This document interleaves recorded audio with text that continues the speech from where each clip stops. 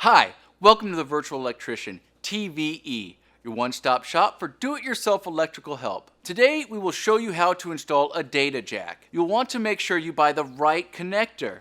If you are using 5E wire, you will want a 5E connector.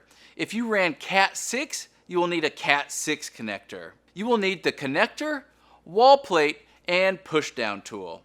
If you don't have a push-down tool, one will be in the bag you buy with the connector. First, you want to strip off about an inch of cable jacket. Then, you will see two sets of combinations you can install the wires on, A or B.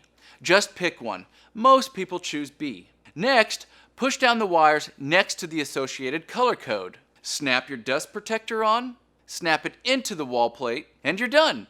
Like and subscribe for more tips on any of your electrical needs, or visit us at thevirtualelectrician.com to set up a call with one of our master electricians.